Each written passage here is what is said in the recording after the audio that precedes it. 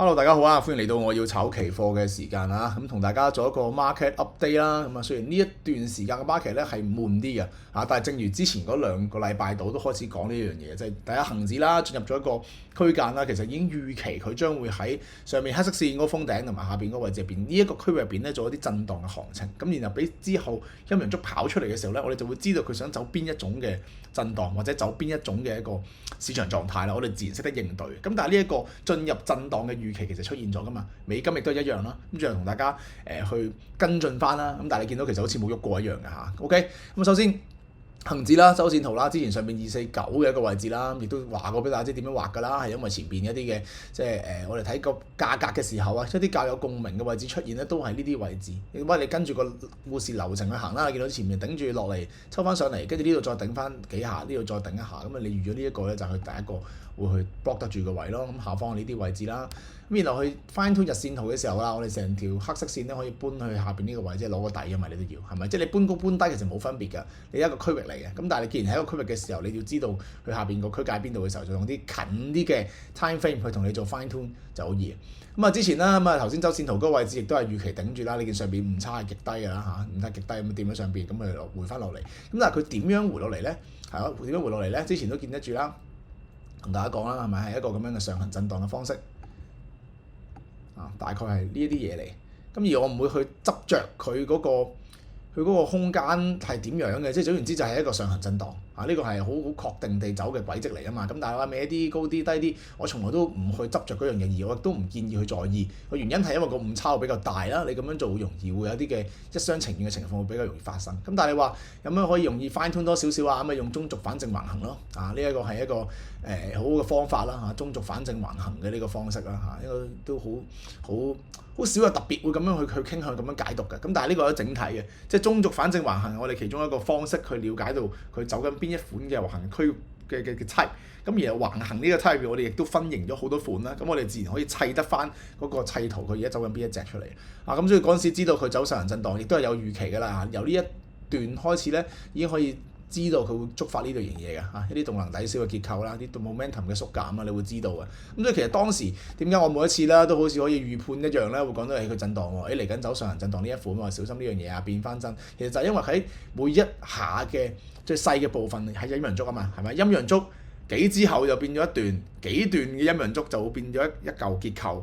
一堆嘢加埋就變一個市場狀態，佢一嚿一嚿嚟噶嘛。咁當你對個本質個拆解你都越嚟越精準嘅時候咧，咁你去預判到嚟緊會發生咩，咪好正常咯。OK，咁啊而家個位啦，佢穿咗落嚟之後咧，佢呢一嚿嘢嘅量度滿足就未到啦，咁啊亦都冇話一定到嘅嚇。咁但係成件事你見到個節奏上行震盪喺度 high low 咁樣上緊嚟，咁而家係第一次咧走出咧一個 lower low lower high 嘅節奏出嚟啦。OK，呢個位置佢破咗呢啲嘅低位啦，咁然之後呢啲咁嘅低位，呢啲咁嘅低位，佢一路係。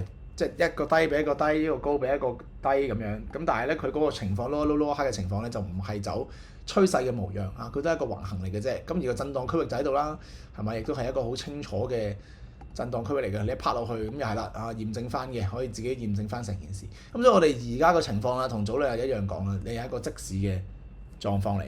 依家係一個即市短打嘅時候 ，OK？ 你要有一個即市嘅模板，即使你知道要點樣做。OK， 跟住根據大圖嘅唔同嘅位置同埋佢個市場狀態走緊嘅模樣，你去適應翻件事，咁即係成件事短打多少少，唔好諗住要坐啲咩大長倉住啊，坐啲大茶飯就唔係咁嘅。即使幫兩下幫回頭打完就收工㗎啦嚇，一啲波動比較收窄緊嘅時候你再玩咧就更加難嘅啫。前邊之前咧呢一個闊啲嘅震盪咧，你都話個區間啊，成個區間都話有400零點俾你玩下。咁而家你而家喺呢個細嘅區間入邊咧，你每下咧入邊即係得600點，上面嗰個即係唔係600點啊？前邊呢度多啲喎，你千零點啊，前面又係啦，即係呢個咁窄嘅區間入邊得500-600點啊，但係你唔係下下頂底撈晒㗎嘛，因為你要走 momentum 去做觸發，所以其實你已經知道咧，你呢個空間咧係少啲嘢俾你去做操作㗎，少啲嘢俾你做操作㗎嚇，咁所以你自己要去留意啦，呢個方針你 set 好咗咧，你就易玩好多嘅，即係你知道個局喺邊度。你再去做判斷咧，對於你成個交易嘅流程咧都會順暢得多咯。OK，咁所以恆指嘅 update 就係冇話繼續悶局啊，繼續係一個震盪嘅情況喺度啊，唔會有太大嘅波動住。OK，咁你見到周線圖又好啦，日線圖啊等等都係咁樣。OK，而係預期咗嘅。OK，你留意係預期咗，你一定要係有呢個味道，前中後嘅發展係點樣發展，你先可以驗證到自己係咪真係懂得呢件事。走咗個橫行出嚟，走咗個震盪出嚟，你話佢係一種嘅 level 係應該有嘅，但係你有陣時係你之前已經預計佢嚟緊會轉去震盪嘅節奏，你一有呢個預期嘅時候，你嘅反應係會完全唔一樣嘅。OK， 呢個係要去培養啦，同埋亦都係做得到嘅，其實係做得到嘅。咁啊，美金啦，美金亦都係冇咩好改變啦，係咪？喺第一次嘅拐點位入邊喺呢一度啦。呢啲會同大家講先有意思啊嘛，係咪？直接封咗個頂佢啊嘛，我係咪？咁然之後呢度係呢個嗰陣時話會咁樣回一回落嚟，呢啲同大家講有意思啊嘛，係咪？即係呢一啲嘅情況下，亦都唔係成日有嘅，大佬拐點係個市場要發生嘅先有，而當佢發生嘅時候，我可以清楚話到俾你知佢係。咁呢一波入邊，你已經可以捉到好多個甜頭啦，係咪？即係呢啲位置你捕捉到嘅係咪？或者呢一啲位置上次話順落佢會咁樣落嚟穿過呢度嘅時候，你捉得到嘅呢一波就係要賺嘅錢同埋應該賺嘅錢。OK，呢啲亦都要去問自己，究竟你可唔可以咁樣判斷？咩意思咧？即係我唔話俾你知，你可唔可以都好肯定可以咁判斷？係咪？市場上邊有呢個判斷咧，我可以話係冇嘅。即係你就算你點樣去緊貼唔同嘅分析都好，可以咁樣去當下點入邊啊？咁啱禮拜一二咧又直接話俾你知嚟緊要咁樣做啊！呢度封頂啊，呢度落去咧係唔會有人係咁樣做嘅。咁而個重點就嚟啦。咁你自己憑你學完成件事啦，學咗成個系統嘅分型個模型，你有冇同一個結論、同一個理論係出到嚟係知道呢個方向，唔會走得太遠咧？如果你唔係呢個睇法嘅時候，你一定有啲嘢缺失咗嘅，因為同一件事嚟嘅，同一件事同一個系統嘅運作，應該會有得出差不多嘅一個分析判斷嘅，差不多啫，唔使完全一樣嘅。有陣時你操作上邊有少少分別冇問題嘅，但係譬如呢啲咁明顯嗰啲咧，你就好難有另一啲嘅諗法嘅。你問我嘅話，即係你唔存在啊，唔存在啊。尤其是係嗰陣時呢度上咗嚟嘅時候，係咪？我講嘅時候佢已經穿咗呢個可以上升嘅位置，即係佢可以上升嘅嗰個理據或者嘅機會咧已經唔存在嘅時候咧，你基本上就只有向下懟，又或者係繼續橫行嘅啫，你變化不大啊。咁所以如果你嗰陣時做唔翻呢個判斷嘅時候，就即係你功力唔夠咯，技術唔夠咯。技術唔夠就係嗰下就係嗰個差異就會見到喺度啊。咁但係好多人我明嘅嚇，誤會嗰個即係要自己都識啊嘛，係咪？咁所以睇完人哋咁樣，我明咗啊，咁啊我都係咁啊咁樣。但係有時啲嘢咧，呢個人一唔見咗，一掹開咗咧，你就見到個分別㗎啦，你就會完全見到件事。咁但係所以最緊要都係你學唔學得到啊嘛。你學得識嘅時候，呢件事就可以不斷俾你去重複咯，俾你重複咯。OK，咁亦都係啦，冇乜特別嘅跟進㗎。佢而家喺度走緊個即係少少嘅震盪，就喺呢個 area 度。咁走呢個 area 嘅時候，其實佢要直接走延續段向下又得啦。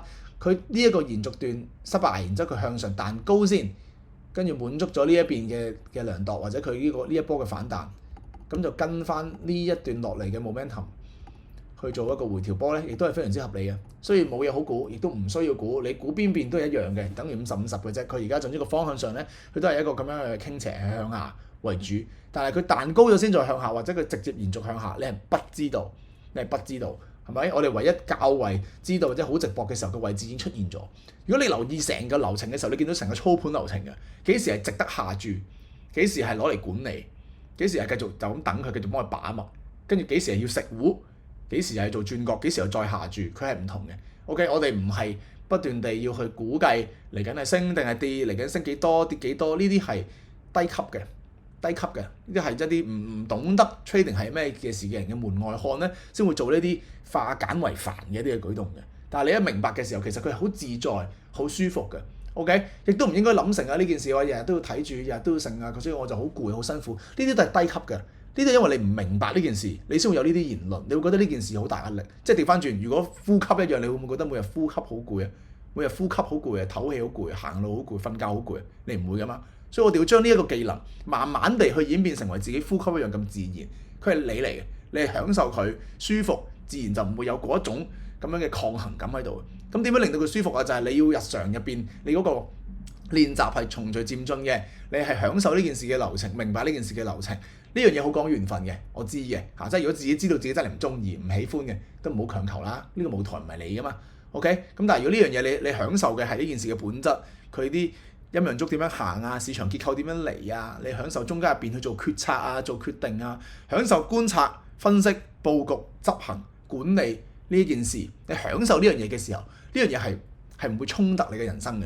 你係會好舒服地咁去行，仲多咗個細藝，用我錢賺添，係咁樣嘅諗法上，係咪？你想佢做好啲，佢唔係細藝，你就 plan 得好啲。OK， 即係好似你做生意，有啲人做小店，定係你做間企業出嚟啫嘛，個理論係一樣嘅，即係你整間細細地嘅玩玩具嘅冇問題，當玩具玩都 OK。咁但係你同一般真係好認真做呢件事嘅人又係另一樣嘢，亦都無需比較嘅，好睇你嘅野心，你自己嘅心念擺邊度。你有嗰個念頭想做嗰樣嘢，咁你先會匹配翻相對應嘅努力落去，先會合理嘅。但係如果你冇，你唔係諗住做咁遠，但係你又要羨慕一啲做咁遠嘅人，然後你大家付出嘅努力係唔一樣咧，咁你就不斷喺一個困局度，呢件事係冇可能對等，永遠都係好公平嘅嚇。你有足夠嘅專注力，有足夠嘅專注時數擺喺入邊，有充足嘅時間去鍛鍊以及一個好嘅方法啦，然後你去成長嘅時候，呢件事咧係立竿見影嘅，佢一定係俾你一步一步見住你出現，你就會嘗到交易嘅甜頭。嗰個甜頭唔係淨係嗰張單俾錢你，而係就係你對呢件事嗰個掌握度，你 feel 到你高咗，你慢慢明白佢多咗，知道佢嘅運行，知道應該要點樣做，亦都喺中間過程入邊，你不斷地做自己嘅優化除錯，減少一啲冇意義嘅動作，減少一啲冇意義嘅奢想遐想，覺得佢一定會咁，而係純粹就係觀察個價格自己嘅運作嘅佢個流動啦，然後你自己做一個判斷出嚟咁樣嘅。OK，咁啊，最後黃金啊勢如破竹咁樣嘅位置啦，咁其實真係講真冇咩好分析嘅。佢而家就係一個好強勢嘅情況下不斷去上，你亦都冇得追冇得成嘅。你而家啲全部都唔係冇買入點嘅，你只可以持貨咯。OK，而家就係持貨，之前買落嘅持貨，所以點解一啲我哋食 X 留 X 啦，即係食半留半啊，食多留少啊，或者食少留多啊等等嘅策略係咁樣啲嘅時候應用。我哋成個 trading 嘅動作入邊，你又係下注，跟住有減倉，有加倉啊，或者你係推 risk free 或者食糊平倉平一半，類似呢類型嘅動作，係用唔同嘅手段去順應個 market，令到自己舒服嘅。所以唔係每一個時間點都要問買唔買，買邊度嚇？呢啲就低級嘅嚇，啲低級嘅散戶低級啲就會咁諗啊，幾時買，買得未，買升定買跌，呢啲都係低級嘅。我哋要做嘅係純粹係分析，知道市場而家個局面係點樣，發生緊咩事，邊度係潛在入市位，點樣做，點樣順應，點樣安排，做完後幾時係下注位係嘛？幾時係等待觀察把握，幾時係減倉位，呢啲都係好清楚。咁而家呢段時間入邊係真係比較悶啦，即係你如果問我嘅話，即係因為美金嘅主軸入邊佢呢度悶緊啦，跟住恆指又悶緊，都黃金自己扯上去，其實你都係持倉啫嘛，都係悶嘅。佢持倉上去你有咩玩啫？即係你冇得加㗎，呢啲位加都係唔同。咁呢時候我話做咩好咧？其實兩樣嘢啦，都可以推介大家去睇下啦嚇。呢啲咧下邊呢個位置嘅時候有一個位咧係俾大家去望嘅。亦都可以了解下成件事嘅本質，即係各位有即係新知舊語咩都好啊嘛，新人舊人睇一樣嘅啫。對我嚟講，即係炒嘢上邊，我自己認為有啲技術上嘅盲點係嘛，你或者有啲心理上嘅一啲嘅唔同嘅盲點咧，都一一列舉。因為好多啲內容嘅，呢內容都係一啲提醒嚟嘅，啲提醒咧可以佢更加去知道自己個心念啦，知道自己有邊啲位真係有時棘住咗，有陣時啲嘢咧你就係需要中間一把尺。你需要把中間呢把尺咧，佢唔係攞嚟去度人哋㗎，呢把尺唔係俾你攞嚟擺人哋嗰度度啦，亦都唔係攞嚟度自己咧去批評自己做得唔好啊點樣成，反而就係純粹佢有一把尺，等你知道自己應該靠攏邊一邊，邊一度先係你應該擁有嘅模樣，無論喺技術本質上邊啦，喺你操作上邊啦，喺你自己心理上邊有陣時一啲唔同嘅盲點啦，係咪？即係譬如你近期炒得好就覺得自己勁，近期炒得唔好覺得自己渣，呢啲係啲時間效應、記憶偏好嘅啲問題嚟，或者一啲認知扭曲上邊，或者你過度地自我保護，太過保護風險啦，太過驚輸啦，咁又有啲咩嘅原因咧？或者技術本質上面點解你成日都釐清唔到某啲嘅事情？有陣時就會清楚啲，有陣時覺得自己唔清楚咧。呢啲都係一啲你可以喺個深層嘅一個念頭上邊咧去釐清佢嘅。當佢拆解咗嘅時候咧，你會順暢得多，你就好似移走啲 block 咁樣，掹走咗一啲嘅阻礙，你自然成個發揮咧就會做得更加好咯。咁同埋啦，亦都係有個呢啲咧都可以去重溫一下啦嚇。之前嘅教學展示啦，有嗰陣時嘅即係交易所時間啦，一啲下盤嘅優勢啦，恆指晨光第一槍啦，一個簡易嘅一個模組啦，或者一啲假突破善用啦，喺技術上嘅展示入邊可以去免費咁樣咧去重溫一下啦，去睇下當 free lesson 咁啊。重溫就係你之前睇過就叫重溫啦嚇，你之前冇睇過咁而家咪可以睇下咯，係嘛？呢啲都可以去展示翻。呢啲就係我自己認為啦，喺市場悶局嘅時候咧，其實有咩好做咧？就係做檢視啦、修訂啦、計劃啦、重整啦，做呢啲嘢。佢同春夏秋冬嘅一樣嘅。個市場總係有啲位係會悶啲，唔係好喐咁咪嗰陣時做咩好啊？即係檢視下自己成件事咯，包括係 trading 嘅，包括可能你自己嘅計劃嘅，冇所謂嘅。但係呢啲時間就係做一啲等待啦、觀察啦、重整啦、修正啦、檢視啦、提升啦、做呢啲嘢練兵啊，所謂嘅呢啲成日就做練兵，唔係俾你打噶嘛。咁練完之後時機到啦，機會到啦，到時就係你發揮你打嘅時候。所以永遠都係咁樣嘅一個節奏嚟嘅，一個春夏秋冬一樣咁樣嘅節奏。OK，咁我哋就下次再見面啦，拜拜。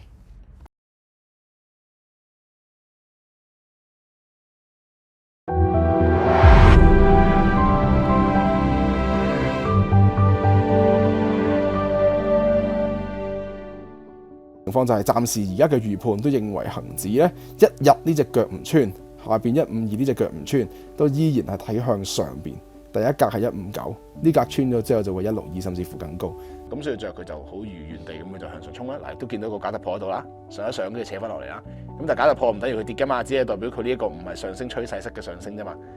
點解會有呢個諗法咧？就係因為佢大圖啊，嗰個成個兜咁樣。即係嗰啲散戶最後嘅頭肩底嗰啲咧，呢度係個左肩，呢度係個頭啦。對佢已經唔啱時間比例啦，佢拉遠咗啦。咁但係佢呢個 area 呢啲空間咧，佢到咗佢上翻嚟都係好合理嘅走勢嚟嘅。如果佢要咁樣做，所以我會就記佢咯。基本上都係不斷地揾向上、向上、向上，尤其是最精彩啦。我認為一個最精彩嘅判斷啊，應該都真係誇張，真係靚。即係呢一嚿嘢嘛，當時有嚿咁樣嘅上行震盪嘅嘢啦，呢皮嘢，咁但係咧當時預判呢嚿上行震盪嘅嘢應該咧會突破後，但係佢又踩翻到160，因為160本身都係一嚿大位啊嘛，本身都係一嚿大位161、160啦，呢個 area 啦，我哋周線圖又好，日線圖都好咧，你見得到呢一嚿嘢係一個大位，亦都係呢啲潛在咧，即係類似頭肩底咁樣嘅原理。當你預判呢個係左肩，咁呢個有機會出現一個右肩咁嘅概念啊嘛。OK， 咁所以佢就會有一個假突破嘅舉動，就好似橫行假突破咁樣。你好似諗咧一樣嘅啫，其實個結構呢嚿就係一個正常嘅橫行啊嘛，真係唔使諗噶啦。而家其實即係都好直接嘅方向，得翻上升嘅啫。嗱，就係講到嗱，如果呢個位置佢懟落嚟，佢如果短期內佢能夠急速掹翻上嚟咧，我可以接受佢嘅。咁一樣係等於佢唔係直接觸發呢隻大嘅上升趨勢，但係佢都可以震喺度上噶嘛。因為其實佢本身周線圖就係咩？就係咁嘅樣噶嘛。大底到頂噶嘛。即係佢如果你唔理頭先嗰隻趨勢型咁樣一段都好啦，佢絕對係可以咁樣喺度熬，跟住熬翻落嚟，佢喺度震，跟住再上，跟住然之後再慢慢磨上去都得噶嘛。容易啲喐嘅嗰嚿嘢咧，你要睇呢嚿嘢，就係膚色呢嚿嘢。咁佢可以係一嚿咁樣嘢嚟噶嘛？佢可以係一嚿咁樣嘅嘢咧，即係大家嗰啲最愛嘅頭肩底咧，佢都可以係咁樣嘅。一旦佢再高啲咁樣，跟住然之後佢揼落嚟，佢都可以係走呢隻嚟。即係有得撈你就撈啦，可能做即使打底上咧，你呢位都會買㗎。咁你買嘅時候，你就第一關先睇呢啲頂，咁下一格咪174咯。咁如果174都穿埋，你要想像呢啲嘢㗎嘛，即係有機會你啲位入市嘅時候，你先喺呢度，跟住你推盤，即使保利潤，佢再高啲174，你又推盤，或者又減啲又保利潤，跟住佢當佢一突高，佢隨時可以係突破佢，跟住然之後踩向上㗎嘛。咁如果咁樣嘅時候，呢嚿嘢就打咗底㗎啦嘛。OK， 即係呢個係一個推進落去嘅諗法嚟嘅。呢度啦，上一次都提過，會唔會有個潛在散戶最愛頭肩底有機會出現咧？呢個咁樣可能係一個左肩，呢個係一個頭咁樣，跟住然之後呢度佢唔係太對稱啦咁，但係咧佢就即係呢啲位咁樣頂上嚟，佢永遠都係大包細咁樣嘛。佢呢度有一個喺呢一段嘅，咁而家我哋就係諗緊呢一度可能係呢個大型嘅，大型啲就大隻啲字啦，即係呢一隻腳。呢一隻腳可能係呢一段 momentum 嘅 high low， 咁如果你撇得佢下一個 high high， 佢咪要破呢個頂咯。即係佢而家呢支突破包好靚嘅，咁你中意你而家就係望住呢支突破包嚟睇就得㗎啦。咁可唔可以繼續維持踩一踩上嚟又得，或者 at least 佢要抽穿上嚟呢度。你如果自己有你就明㗎啦 ，exactly 就係要179呢度，你要收穿踩爆呢度佢，一支包咁樣踩爆佢，咁你就可以達成破壞咗下邊呢個趨勢嘅嗰個。否定咗佢呢個下跌嘅可能性，所以我記得嗰時直播講一句嘅，一定要收穿179，一旦收穿179的話，收穿179之上咧，佢就唔可以再跌，佢只能夠係橫行或者橫行升或者係升咁樣嘅，肯定係179呢個位嘅。跟住恆指恒指就好避免嘅179個位係直收嘅，即係如果呢一段嘅波段，呢一段爆上嚟嘅波段，佢能夠被延續的話咧，佢得第一個位啦，第一個有機會造成嘅回調點就係呢度啦，即係而家紅色線呢個。依家我哋等嘅係咩咧？就繼續當呢一個位係第一個回調點，即係紅色線區域繼續當呢。我哋未能夠否定呢一個潛在嘅上升趨勢呢個 momentum 嘅延續，我哋否定唔到，所以只能夠繼續等到佢呢個位開俾我睇。咁而等啲咩啊？我哋1小時圖見到嘅時候就見到啦，我見到呢個焗出嚟。咁我只需要等呢個局，即係你向下打完向下洗啊，定係點樣？定係向上突破啊？定係點樣？你咪等咯，你就好清楚知道要點樣做。咁而最有着數，我哋都會知道嘅喎，有幾款做法之後，邊一款嘅走法會對於我哋嘅部署容易啲賺錢咧，較高值博率咧，梗係向上啦。即係如果佢最後走出嘅係向上類型嘅嘢，向上突破再踩又好，向下假突破再抽上都好，佢都會更有優勢嚟俾我向上做，因為向上做嘅方向比較清晰，同埋佢潛在回報比較高。然後當時嘅直播就不斷地提醒大家啦，一定要積極向上做，積極向上做啊！因為呢啲位咧係好位嚟嘅，如果佢升得起嘅時候，呢個就係嗰個回調點嚟㗎，所以一定要去撈啊，一定要去吸啦。下跌嘅呢一段升勢觸發嘅嗰種下跌就已經冇可能發生啦，即係佢不能夠再走呢一種震盪型下跌啊，又或者下跌趨勢啊，呢啲咧已經唔能夠再走出嚟啦。佢唯一得翻嘅第一種嘅就係上升型嘅，直接上升型嘅呢一種。亦都係一種啦，可能係震盪型嘅上行啦，即係而家未見到啦，咁但係可以變出呢啲樣㗎啦，遲啲有機會變㗎，咁而家就冇可能㗎啦，即係仲未知啦，咁但係都可能係啦。仲有另一種可能咧，就係佢純粹咁喺度震盪啦。咁即係話，如果你要佢跌，佢幾時先可以跌到啊？你要佢走完震盪，仲要再向下突破，再向下，你先可以俾佢跌。而家情況下，即係喺多方嘅即係證供啊，而呢個證據嘅情況底下，你都會認為向上做嘅優勢咯。不論係頭先講嘅向上行嘅線啦，震盪上行嘅線啦，或者震盪都可以向上突破噶嘛。所以喺只有輸一種情況係向下嘅情況下，就代表你之後都係要積極地揾向上嘅機會咯。觸發出嚟嘅呢段 momentum，我哋一樣都要去關注佢嘅。即係而家如果下一個佢仲有得升嘅位置，而你需要去試咧，就係佢挑戰呢個橫行底啦，然之後佢趌一趌做假突破，然之後抽翻上嚟，呢啲你都要去試。分析論分析啦，最短期嘅一啲嘅關鍵位咧，佢收復咗嘅，即係佢穿咗嘅。佢如果再最屈機嘅嗰種，即係叫做趨勢型下跌咧，佢唔應該呢啲位要穿嘅，佢呢啲位咧就可以落嚟嘅啦。咁佢就真係好恐怖嘅跌啦，咁可能就會回跌咁嗰種。咁佢而家就唔似行呢種。咁但係如果你真係以技術論技術啦，佢個 swing high 事實上係未破嘅。咁所以如果佢嚟緊咧，將呢個 swing high 都可以踩穿啦，咁你能夠做咧，你只能夠係做回調買升嘅。你到時要咁樣諗嘅，即係佢咁樣上咗嚟之後咧，你要知道咧，日線圖嚟計咧，佢就收咗支陽燭上嚟，即係佢慢慢地咁樣就冇咁好啦。如果佢大力咁樣掹上嚟咧，咁即係佢意圖好明顯就係有人買貨㗎。咁如果佢咁嘅情況底下咧，你就盡量第二隻腳要試咯，因為有機會。如果假設佢真係上。假設真係上，佢第一格呢度，但係呢格基本上係廢嘅，佢一定打頂嘅。清楚講到啦，呢啲係一啲嘅機會啦，一定要去捕捉啊！即係你底部假設佢掹上嚟嘅時候，我哋要預估可能佢係周線圖級別同埋有日線圖級別嘅一個假突破掹上嚟嘅，咁可能即係一定要試咯。你唔知道佢咁樣係趨勢型觸發打咗兩隻腳咁有個底部咁樣去觸發趨勢啊，定係佢係橫行嘅頂部底部咁喺底部咪上嚟咯？咁所以無論係邊一條線都好咧，呢一個位置收翻上嚟，你都一定要買㗎。